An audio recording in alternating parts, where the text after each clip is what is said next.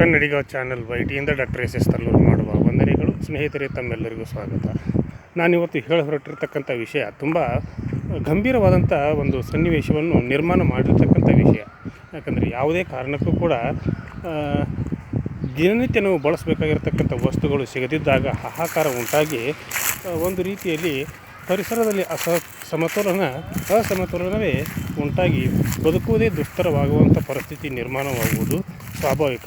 ಹೀಗಿರುವಾಗ ಇಂಥ ಪರಿಸ್ಥಿತಿ ಬರಬೇಕಾದ್ರೆ ನಾವು ನಡೆದುಕೊಳ್ತಿರ್ತಕ್ಕಂಥ ರೀತಿ, ನಾವು ಬದುಕ್ತಿರ್ತಕ್ಕಂಥ ಬದುಕು ಹಾಗೂ ನಮ್ಮ ಸ್ವಾರ್ಥಮಯ ಜೀವನ, ಹೀಗೆಲ್ಲವುಗಳನ್ನು ನಾವು ಅವಲೋಕನೆ ಮಾಡಿದಾಗ ಈ ಒಂದು ಕಾಲಘಟ್ಟದಲ್ಲಿ ಇದು ಒಂದು ಸಾಮಾನ್ಯ ಪ್ರಕ್ರಿಯೆ ಎಂದೇ ನಾನು ಈ ಸಂದರ್ಭದಲ್ಲಿ ಹೇಳಲಿಕ್ಕೆ ಬಯಸ್ತೀನಿ. ಯಾಕಂದರೆ ಇದನ್ನು ದೇವರು ನಿರ್ಮಾಣ ಮಾಡಿದ್ದಲ್ಲ, ಸ್ವತಃ ನಮ್ಮ ಸ್ವಯಂಕೃತ ಅಪರಾಧದಿಂದ ಇಂಥ ಪರಿಸ್ಥಿತಿಯನ್ನು ನಾವು ತಂದುಕೊಂಡಿದ್ದೇವೆ ಅನ್ನುವಂಥ ವಸ್ತುಸ್ಥಿತಿಯನ್ನು ಪ್ರತಿಯೊಬ್ಬರು ಕೂಡ ಅರ್ಥ ಮಾಡಿಕೊಳ್ಬೇಕು. ಹೀಗಿರುವಾಗ ಯಾರು ಅರ್ಥ ಮಾಡ್ಕೊಳ್ಬೇಕಂತಂದರೆ, ಯಾವುದೇ ಕಾರಣಕ್ಕೂ ಕೂಡ ನಾವು ಸೃಷ್ಟಿಗೆ ಅಪಚಾರ ಮಾಡಬಾರ್ದು, ಅದಕ್ಕೆ ನಾವು ಉಪಕಾರ ಮಾಡ್ತಾ ಇರಬೇಕು. ಯಾಕಂದರೆ ನಮಗದು ಎಲ್ಲವನ್ನು ಕೊಡ್ತದೆ. ನೀರು, ಗಾಳಿ, ಬೆಳಕು ಎಲ್ಲಗಳನ್ನು ಕೊಟ್ಟು ನಮ್ಮನ್ನು ಬದುಕಲಿಕ್ಕೆ ಪ್ರಾಮಾಣಿಕವಾಗಿ ತನ್ನ ಸೇವೆಯನ್ನು, ತನ್ನ ಕಾರ್ಯವನ್ನು ಪ್ರಕೃತಿ ನೀಡ್ತಾ ಇರ್ತೈತಿ. ಇಂಥ ನೀಡ್ತಿರ್ತಕ್ಕಂಥ ಪ್ರಕೃತಿಗೆ ನಾವು ಬಗೆತಿರ್ತಕ್ಕಂಥ ದ್ರೋಹದಿಂದಾಗಿ ಪದೇ ಪದೇ ಬರಗಾಲ, ಪದೇ ಪದೇ ಅತಿವೃಷ್ಟಿ, ಅನಾವೃಷ್ಟಿ, ಹೀಗೆ ಹಲವಾರು ಪರಿಸ್ಥಿತಿಗಳು ನಮಗೆ ಎದುರಾಗ್ತವೆ. ಈಗ ಎದುರಾಗ್ತಿರ್ತಕ್ಕಂಥ ಈ ಸಂದರ್ಭದಲ್ಲಿ ಇಂಥ ಪರಿಸ್ಥಿತಿಗಳನ್ನು ಎದುರಾದಾಗ ನಾವು ದೇವರಿಗೆ ಮೊರೆ ಹೋಗೋದು ಸ್ವಾಭಾವಿಕ ವಾಡಿಕೆ. ಹೀಗಿರುವಾಗ ದೇವರಿಗೆ ಮೊರೆ ಹೋಗೋಕ್ಕಿಂತ ಪೂರ್ವದಲ್ಲಿ ನಮ್ಮನ್ನು ನಾವು ಪ್ರಕೃತಿಗೆ ತಲೆಬಾಗಿ ಪ್ರಕೃತಿಯ ವಿಶೇಷ ಪೂಜಕರಾಗಿ ನಾವು ಬದುಕಿದರೆ ಆ ಒಂದು ಪ್ರಕೃತಿ ಮುನಿಸದೆ ನಮ್ಮನ್ನು ರಕ್ಷಣೆ ಮಾಡುವುದರಲ್ಲಿ ಯಾವುದೇ ಸಂದೇಹವಿಲ್ಲ. ಹೀಗಿರುವಾಗ ಯಾವುದೇ ಕಾರಣಕ್ಕೂ ಕೂಡ ನಾವು ಪ್ರಕೃತಿಗೆ ಆಗಿರಲಿ, ನಮ್ಮ ಆಜುಬಾಜುನವರಿಗೆ ಆಗಿರಲಿ, ಪಕ್ಕದ ನೆರೆಹೊರೆಯವರಿಗೆ ಆಗಿರಲಿ, ಎಲ್ಲರಿಗೂ ಕೂಡ ನಾವು ಆದರ್ಶಪ್ರಾಯವಾಗಿ ಬದುಕಬೇಕು. ಮತ್ತೊಬ್ಬರ ಒಳಿತನ್ನು ನಮ್ಮಲ್ಲಿ ನಾವು ಕಂಡುಕೊಳ್ಬೇಕು. ಹೀಗಿದ್ದಾಗ ಮನುಷ್ಯ ಬದುಕಲಿಕ್ಕೆ ಒಂದು ಯೋಗ್ಯವಾದಂಥ ಒಂದು ಸನ್ನಿವೇಶವನ್ನು ನಾವು ನಿರ್ಮಾಣ ಮಾಡಿಕೊಂಡಂತಾಗ್ತದೆ. ಹೀಗೆ ಬದುಕದೇ ಇದ್ದರೆ ನಾವು ಈ ಭೂಮಿ ಮೇಲೆ ಬದುಕಲಿಕ್ಕೇ ಯೋಗ್ಯರಲ್ಲ ಅನ್ನುವಂಥ ಒಂದು ಪರಿಸ್ಥಿತಿಯನ್ನು ನಮ್ಮಷ್ಟಕ್ಕೆ ನಾವು ತಂದುಕೊಂಡು ನಮ್ಮ ಜೊತೆಗೆ ಬೇರೆಯವರಿಗೂ ಕೂಡ ನಾವು ಕಷ್ಟ ಕಾರ್ಪಣ್ಯಗಳನ್ನು ನೀಡಿ ನಾವು ಕಲಿಯುಗದ ಒಂದು ಸನ್ನಿವೇಶದಲ್ಲಿ ಇರ್ತಕ್ಕಂಥ ರಾಕ್ಷಸರು ಅನ್ನುವಂಥ ಪರಿಸ್ಥಿತಿಗೆ ನಾವು ಗುರಿಯಾಗಬೇಕಾಗ್ತೈತಿ. ಹೀಗಿರುವಾಗ ಯಾವುದೇ ಕಾರಣಕ್ಕೂ ಕೂಡ ನಾವು ಮತ್ತೊಬ್ಬರಿಗೆ ಒಳಿತನ್ನೇ ಬಯಸಬೇಕು. ಪ್ರಕೃತಿಗೆ ನಾವು ವಿನಮ್ರವಾಗಿ ನಡೆದುಕೊಳ್ಬೇಕು. ಹೀಗೆ ಹೇಳುತ್ತಾ ನಾವು ಮುಂದಿನ ಸಂಚಿಕೆಯಲ್ಲಿ ಇನ್ನೂ ಹಲವಾರು ವಿಷಯ ಸಂಗ್ರಹಗಳನ್ನು ಮಾಡಿಕೊಂಡಿದ್ದೇನೆ. ಅವೆಲ್ಲವುಗಳನ್ನು ತಮ್ಮ ಜೊತೆಗೆ ಹಂಚಿಕೊಳ್ಳಲು ಕೂಡ ಬಯಸಿದ್ದೇನೆ. ಈಗ ನಾನು ಹೊರಟಿರ್ತಕ್ಕಂಥ ವಿಷಯವನ್ನು ಹೇಳುವುದಕ್ಕಿಂತ ಪೂರ್ವದಲ್ಲಿ ಕನ್ನಡಿಗ ಚಾನಲ್ ವೈಟಿ ಇದು ನಿಮ್ಮೆಲ್ಲರ ಚಾನಲ್ಲು, ಸಮಸ್ತ ಕನ್ನಡಿಗರ ಚಾನಲ್ಲು. ಕನ್ನಡಿಗ ಚಾನಲ್ ವೈಟಿಗೆ ಇಲ್ಲಿವರೆಗೆ ಸಬ್ಸ್ಕ್ರೈಬ್ ಯಾರು ಆಗಿಲ್ವೋ ಪ್ರತಿಯೊಬ್ಬರು ಕೂಡ ಸಬ್ಸ್ಕ್ರೈಬ್ ಮಾಡ್ಕೊಳ್ಳಿ, ಶೇರ್ ಮಾಡಿರಿ, ಲೈಕ್ ಮಾಡಿರಿ, ನಿಮ್ಮ ಕಮೆಂಟನ್ನು ಕೂಡ ನನ್ನ ಜೊತೆಗೆ ಹಂಚ್ಕೊಳ್ತೀರಾ ಅನ್ನುವಂಥ ಒಂದು ವಿನಮ್ರತೆಯಿಂದ ತಮ್ಮಲ್ಲಿ ನಾನು ಕೇಳ್ಕೊಳ್ತೀನಿ.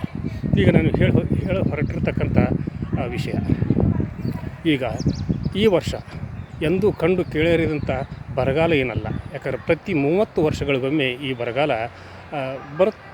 ಬರುವುದು ಸ್ವಾಭಾವಿಕ. ನಾವು ಅದನ್ನು ಒಬ್ಬೊಬ್ಬರು ನೋಡಿರ್ತೀವಿ, ಒಬ್ಬರು ನೋಡಿರೋದಿಲ್ಲ. ಹೀಗಾಗಿ ನಮಗೆ ಭೀಕರ ಬರಗಾಲ ಬಂತಂತ ನಾವು ಹೇಳ್ಕೊಳ್ತೀವಿ. ಹಿಂದೆ ಡೌಗಿ ಬರ ಅಂತಿದ್ರು, ಆಮೇಲೆ ಇನ್ನೂ ಏನೇನೋ ಬರ ಅಂತಿದ್ರು. ಅವುಗಳಿಗೆ ಆ ಹಿರಿಯರು ಇಟ್ಟಿರ್ತಕ್ಕಂಥ ಹೆಸರುಗಳು. ಆದರೆ ಈಗ ನಾವು ತಂದುಕೊಂಡಿರ್ತಕ್ಕಂಥ ಬರ ಸ್ವತಃ ನಮ್ಮ ಕೈಯಾರೆ ನಾವು ತಂದುಕೊಂಡಿರ್ತಕ್ಕಂಥ ಬರ ಅಂತ ಹೇಳ್ತೀನಿ. ಯಾಕಂದರೆ ಭೂಮಿಯು ನಮಗೆ ಎಲ್ಲವನ್ನೂ ಕೊಟ್ಟಿದೆ. ಆ ಭೂಮಿಗೆ, ಆ ಪ್ರಕೃತಿಗೆ ನಾವು ಏನು ಕೊಟ್ಟಿದ್ದೀವಿ ಅನ್ನೋ ಪ್ರಶ್ನಾರ್ಥಕ ಒಂದು ಚಿಹ್ನೆಯನ್ನು ನಾವು ನಮ್ಮಲ್ಲಿ ಮೂಡಿಸಿಕೊಳ್ಬೇಕಾಗಿದೆ. ಹೀಗಿರುವಾಗ ಕರ್ನಾಟಕದಾದ್ಯಂತ ಅಷ್ಟೇ ಅಲ್ಲ, ಬಹುತೇಕ ಉತ್ತರ ಭಾರತದ ಬಹುತೇಕ ರಾಜ್ಯಗಳಲ್ಲೂ ಕೂಡ ಬರದ ಛಾಯೆ ಆವರಿಸಿದೆ ಅಂತಲೇ ಈ ಸಂದರ್ಭದಲ್ಲಿ ನಾನು ಹೇಳಲಿಕ್ಕೆ ಬಯಸ್ತೀನಿ. ಬರ ಅಂತಂದರೆ ಕುಡಿಲಿಕ್ಕೆ ನೀರು ಸಿಗೋದಿಲ್ಲ, ಕಾಳುಗಳನ್ನು ಬೆಳೀಲಿಕ್ಕೆ ಸಾಧ್ಯ ಆಗೋದಿಲ್ಲ, ದನಕರುಗಳಿಗೆ ಮೇವನ್ನು ಹಾಕಲಿಕ್ಕೆ ಸಾಧ್ಯ ಇಲ್ಲ. ಹೀಗಿರುವಾಗ ಪ್ರತಿಯೊಂದು ವಿಷಯದಲ್ಲಿಯೂ ಕೂಡ ನಾವು ಬಡವರಾಗ್ತೀವಿ, ಅಸಹಾಯಕರಾಗ್ತೀವಿ. ಆ ಸಂದರ್ಭದಲ್ಲಿ ನಾವು ದೇವರ ಮೊರೆ ಹೋಗ್ತೀವಿ. ದೇವರ ಮೊರೆ ಹೋಗೋಕ್ಕಿಂತ ಪೂರ್ವದಲ್ಲಿ ಗಿಡ ಮರಗಳನ್ನು ಬೆಳೆಸಬೇಕು ಹಾಗೂ ನೀರನ್ನು ಸಂಗ್ರಹಿಸಿ ನಮ್ಮ ಕೆರೆ ಕಟ್ಟೆಗಳನ್ನು ತುಂಬಿಸಬೇಕು, ಕೆರೆಗಳನ್ನು ನಿರ್ಮಿಸಿಕೊಳ್ಬೇಕು. ಹಾಗೂ ಆ ಒಂದು ಕೆರೆಗಳಿಗೆ ಕಲುಷಿತ ನೀರು ಸೇರದಂತೆ ನಾವು ಎಚ್ಚರ ವಹಿಸಬೇಕು. ಹೀಗಾದಾಗ ಮಾತ್ರ ಆ ಕೆರೆಗಳು ಉಳಿತಾವೆ, ಬೆಳಿತಾವೆ, ನಮ್ಮನ್ನು ರಕ್ಷಣೆ ಮಾಡ್ತಾವೆ, ನಮಗೆ ಕುಡಿಲಿಕ್ಕೆ ನೀರು ಕೊಡ್ತಾವೆ. ನಾವು ಇನ್ನೂ ಹಲವಾರು ನಮ್ಮ ಬೆಳೆಗಳಿಗೆ ನಾವು ಏನಾದರೂ ಬೆಳೆಗಳನ್ನು ಬೆಳಿಬೇಕಾದ್ರೆ ಶುದ್ಧವಾದ ಕುಡಿಯುವ ನೀರನ್ನು ಕೊಟ್ಟರೆ ಉತ್ತಮವಾದ ಬೆಳೆಗಳು ಬಂದು ಪೌಷ್ಟಿಕ ಆಹಾರವೂ ಕೂಡ ಸಿಗ್ತೈತಿ ಅನ್ನುವಂಥ ಒಂದು ವಸ್ತುಸ್ಥಿತಿಯನ್ನು ನಾವು ಕಂಡುಕೊಳ್ಬೇಕು. ಹೀಗಿರುವಾಗ ನಮ್ಮ ರಾಜ್ಯದಲ್ಲಿ ತಲೆದೋರಿರ್ತಕ್ಕಂಥ ಈ ಒಂದು ಬರದ ಛಾಯೆಯನ್ನು ನೋಡಿದಾಗ ಇದು ಅಷ್ಟೊಂದು ಇನ್ನೂ ಗಂಭೀರತೆಯನ್ನು ಪಡೆದಿಲ್ಲ ಅಂತ ಹೇಳಿದರೂ ಕೂಡ ಬೆಂಗಳೂರಿನಲ್ಲಿ ಈ ಒಂದು ಪ್ರಖರ ಬರದ ಛಾಯೆ ಈಗಾಗಲೇ ಅಲ್ಲಿಯ ಜನ ನೋಡ್ತಾ ಇದ್ದಾರೆ. ಅಲ್ಲಿಯ ಜನರಿಗೆ ಕುಡಿಯಲಿಕ್ಕೆ ನೀರಲ್ಲ, ತೊಳ್ಕೊಳ್ಳಿಕ್ಕೂ ಕೂಡ ನೀರು ಸಿಗ್ತಾ ಇರೋದಂಥ ಪರಿಸ್ಥಿತಿ ನಿರ್ಮಾಣವಾಗಿದೆ. ಈ ಒಂದು ಪರಿಸ್ಥಿತಿ ಅಲ್ಲಿಯ ಜನರು ನೀರಿಗಾಗಿ ಪರದಾಡ್ತಾ ಇದ್ದಾರೆ, ಪರಿತಪಿಸ್ತಾ ಇದ್ದಾರೆ. ಅವರು ಸರ್ಕಾರಕ್ಕೆ ವಿನಮ್ರತೆಯಿಂದ ಮನವಿಯನ್ನು ಮಾಡ್ಕೊಳ್ತಾ ಇದ್ದಾರೆ, ಕೋಪವನ್ನು ತೋರಿಸ್ತಾ ಇದ್ದಾರೆ. ಈಗ ಮಾಡೋದರಿಂದ ಸರ್ಕಾರವಾದರೂ ನೀರನ್ನು ಎಲ್ಲಿಂದ ತರಬೇಕು?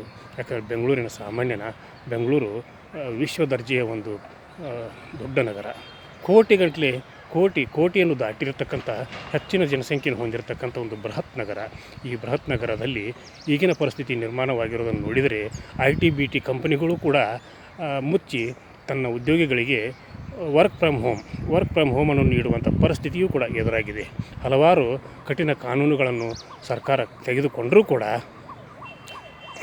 ವಾಟರ್ ಮಾಫಿಯಾ ಅಂದರೆ ನೀರಿನ ಒಂದು ಮಾಫಿಯಾ ಕೂಡ ಅಲ್ಲಿ ಈಗ ತಲೆ ಎತ್ತಿದೆ. ಯಾಕಂದರೆ ಸರ್ಕಾರ ಹೇಳಿರ್ತಕ್ಕಂಥ 700 ಅಥವಾ 600-700 ರೂಪಾಯಿಗೆ ಒಂದು ಟ್ಯಾಂಕರ್ ನೀರಿಗೆ ಅಲ್ಲಿಯ ಟ್ಯಾಂಕರ್ ಮಾಫಿಯಾ ಈಗ ಅದು 2000, 1500, 3000ವರೆಗೂ ತೆಗೆದುಕೊಂಡು ಹೋಗ್ತಾ ಇದ್ದಾರೆ ಅನ್ನುವಂಥ ಮಾತುಗಳನ್ನು ಕೂಡ ಕೇಳ್ತಾ ಇದ್ದೇವೆ. ಹೀಗಿರುವಾಗ ನಾವು ಯಾವ ರೀತಿ ನೀರನ್ನು ಬಳಸಬೇಕು, ಮಿತವಾಗಿ ಬಳಸಬೇಕು ಅನ್ನುವಂಥ ಪರಿಸ್ಥಿತಿ ಈಗ ಅಲ್ಲಿ ನಿರ್ಮಾಣವಾಗಿರೋಕ್ಕಿಂತ ಪೂರ್ವದಲ್ಲಿ ಅಲ್ಲಿ ಸಾಕಷ್ಟು ಕೆರೆಗಳಿತ್ತು. ಯಾಕಂದರೆ ಕೆಂಪಾಂಬುದಿ ಕೆರೆ, ರಾಜಕಾಲುವೆ ಹಾಗೂ ಹೊಸಕೇರಿ ಹಳ್ಳಿ ಅಂತಾರಲ್ಲ, ಹೊಸಕೇರಿ ಕೆರೆ, ಹೀಗೆ ಹಲವಾರು ಕೆರೆಗಳನ್ನು ಬೆಂಗಳೂರು ನಿರ್ಮಾಣ ಮಾಡುವ ಸಂದರ್ಭದಲ್ಲಿ ಕೆಂಪೇಗೌಡರು ಇವುಗಳನ್ನು ಮಳೆಗಾಲ ಅಂತೂ ಬೆಂಗಳೂರಿಗೆ ಮೊದಲಿನಿಂದಲೂ ಕೂಡ ಕಣ್ಣಾಮುಚ್ಚಾಲೆಯನ್ನು ಆಡ್ತಾ ಇರತಕ್ಕಂಥ ವಿಷಯ. ಇದನ್ನು ಮನಗಂಡು ಬೆಂಗಳೂರಿಗರಿಗೆ ನೀರಿನ ತೊಂದರೆ ಆಗಬಾರ್ದು, ನೀರಿನ ಅನಾನುಕೂಲತೆ ಆಗಬಾರ್ದು ಅನ್ನುವಂಥ ಒಂದು ಸದುದ್ದೇಶದಿಂದ ಸಾಕಷ್ಟು ಕೆರೆಗಳನ್ನು ನಿರ್ಮಾಣ ಮಾಡಿದರು. ಅವುಗಳು ಒಂದಕ್ಕೊಂದು ಕೋಡಿ ಹರಿಯುವಂಥ ಒಂದು ವ್ಯವಸ್ಥೆಯನ್ನು ಕೂಡ ರಚಿಸಿದರು. ಅವರ ಕಲ್ಪನೆಯನ್ನು ನೆನಪು ಮಾಡಿಕೊಂಡ್ರೆ ಅದ್ಭುತವಾದ ಅವರ ಕಲ್ಪನೆಯನ್ನು ನಾವು ನೋಡಬಹುದಾಗಿದೆ. ಹೀಗಿರುವಾಗ ಕೆಂಪೇಗೌಡರು ನಿರ್ಮಿಸಿರ್ತಕ್ಕಂಥ ಬೃಹತ್ ಬೆಂಗಳೂರು ಇವತ್ತು ನೀರಿಲ್ಲದೆ ತತ್ತರಿಸುವಂಥ ಪರಿಸ್ಥಿತಿ ನಿರ್ಮಾಣವಾಗಿರೋದು ಯಾಕೆ ಅಂತೇಳಿ ಪ್ರಶ್ನೆಗಳು ಉದ್ಭವವಾಗುವುದು ಸ್ವಾಭಾವಿಕ. ಅದನ್ನು ಸರ್ಕಾರಗಳಾಗಲಿ ಹಾಗೂ ಬೃಹತ್ ಬೆಂಗಳೂರಿನಲ್ಲಿರ್ತಕ್ಕಂಥ BBMPಯ ಅಧಿಕಾರಿಗಳಾಗಲಿ ಹಾಗೂ ಲ್ಯಾಂಡ್ ಮಾಫಿಯಾ ಹಾಗೂ ನೀರಿನ ಮಾಫಿಯಾ ಇನ್ನು ಹಲವಾರು ನಮ್ಮ ಸ್ವಾರ್ಥಕ್ಕಾಗಿ ಇರ್ತಕ್ಕಂಥ ನಮ್ಮ ಸ್ವಾರ್ಥವನ್ನು ತೀರಿಸಿಕೊಳ್ಳಲಿಕ್ಕೆ ಸಮಾಜವನ್ನು ಹಾಗೂ ನಾಡನ್ನು, ಬೃಹತ್ ಬೆಂಗಳೂರನ್ನು ಇವತ್ತು ದುಸ್ಥಿತಿಗೆ ತಂದಿರತಕ್ಕಂಥವರು ಇದನ್ನು ನಾವೆಲ್ಲರೂ ಮನಗಾಣಬೇಕು. ಲ್ಯಾಂಡ್ ಮಾಫಿಯಾ ಆಗಿರಲಿ ಹಾಗೂ ವಾಟರ್ ಮಾಫಿಯಾ ಆಗಿರಲಿ, ಯಾರೇ ಆಗಿರಲಿ, ಈ ಕಂಡು ಬಂದರೆ ಅವರಿಗೆ ಕಠಿಣವಾದ ಶಿಕ್ಷೆಯನ್ನು ನೀಡಬೇಕನ್ನುವಂಥ ಒಂದು ವಿನಂತಿಯನ್ನು ಕೂಡ ಸರ್ಕಾರಕ್ಕೆ ನಾನು ಮಾಡಿಕೊಳ್ತಾ ಇದ್ದೇನೆ. ಯಾರೂ ಕೂಡ ಇಂಥ ಒಂದು ಪರಿಸ್ಥಿತಿಯ ದುರ್ಲಾಭವನ್ನು ಪಡೆದುಕೊಳ್ಳಬಾರದು. ನಾವೆಲ್ಲರೂ ಇರುವುದು ಮತ್ತೊಬ್ಬರ ಒಳಿತಿಗಾಗಿ, ನಮ್ಮ ಒಳಿತಿನಲ್ಲಿ ಮತ್ತೊಬ್ಬರ ಒಳಿತನ್ನು ಕೂಡ ಕಾಣಬೇಕು. ಯಾಕಂದರೆ ಎಲ್ಲ ಜನರು ಕೂಡ ದುಡ್ಡು ಕೊಟ್ಟು ಕೊಂಡ್ಕೊಳ್ಳುವಂಥ ಪರಿಸ್ಥಿತಿ ಇರೋದಿಲ್ಲ. ಅವರು ಆವಾಗನೇ ದುಡಿದು ಆವಾಗನೇ ತಿನ್ನುವಂಥ ಪರಿಸ್ಥಿತಿ ಇರತಕ್ಕಂಥ ಸನ್ನಿವೇಶದಲ್ಲಿ ಸಾವಿರಾರು ರೂಪಾಯಿಗಳನ್ನು ಕೊಟ್ಟು ಒಂದು ಟ್ಯಾಂಕರ್ ನೀರನ್ನು ಹಾಕಿಸಿಕೊಳ್ಳುವಂಥ ಒಂದು ಪರಿಸ್ಥಿತಿಯಲ್ಲಿ ಅವರು ಇರೋದಿಲ್ಲ.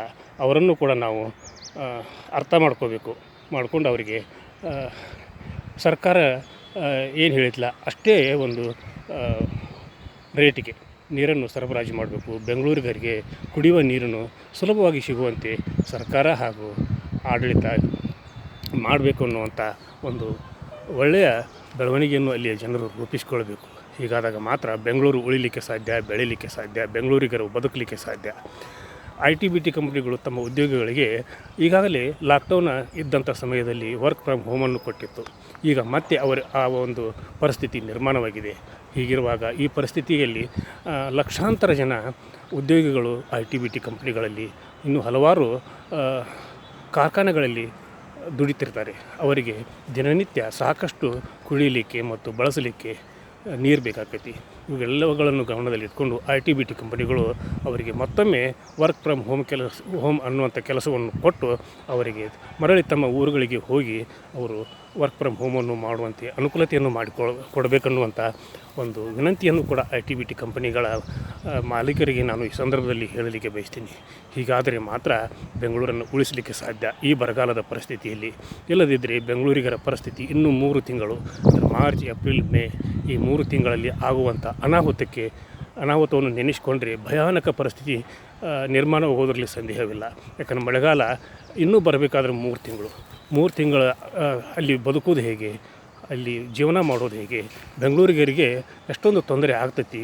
ಬೆಂಗಳೂರಿನಲ್ಲಿ ವಾಸ ಮಾಡ್ತಿರ್ತಕ್ಕಂಥ ಜನರಿಗೆ ಎಷ್ಟೊಂದು ಕಠಿಣವಾದಂಥ ಪರಿಸ್ಥಿತಿ ಎದುರಿಸ್ತಾರೆ ಅನ್ನುವಂಥ ಪರಿಸ್ಥಿತಿಯನ್ನು ನಾವು ಅವಲೋಕನ ಮಾಡಿದಾಗ ಇವತ್ತೇ ನಾವು ಒಂದು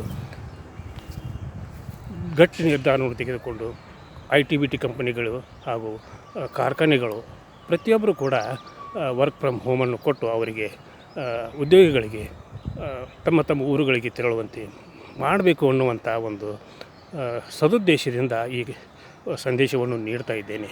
ಬರಗಾಲ ಮತ್ತು ಅತಿವೃಷ್ಟಿ, ಅನಾವೃಷ್ಟಿ ಹಾಗೂ ಇನ್ನೂ ಹಲವಾರು ಪ್ರಕೃತಿ ವಿಕೋಪಗಳನ್ನು ನಾವು ಎದುರಿಸಬೇಕಾದ್ರೆ ನಾವು ಪ್ರಕೃತಿಗೆ ನಿಷ್ಠರಾಗಿರಬೇಕು. ಆ ಪ್ರಕೃತಿಗೆ ನಾವು ತಲೆಬಗ್ಗಿ ನಾವು ನಡಿಬೇಕು ಅನ್ನುವಂಥ ಒಂದು ಸಂದೇಶದೊಂದಿಗೆ ಇವತ್ತಿನ ಸಂಚಿಕೆಯನ್ನು ಇಲ್ಲಿಗೆ ಮುಗಿಸಿ ನಾಳಿನ ಸಂಚಿಕೆಯೊಂದಿಗೆ ತಮ್ಮ ಜೊತೆಗೆ ಹಾಜರಾಗ್ತೀನಿ. ಅಲ್ಲಿಯವರೆಗೂ ನನ್ನ ನಮಸ್ಕಾರ.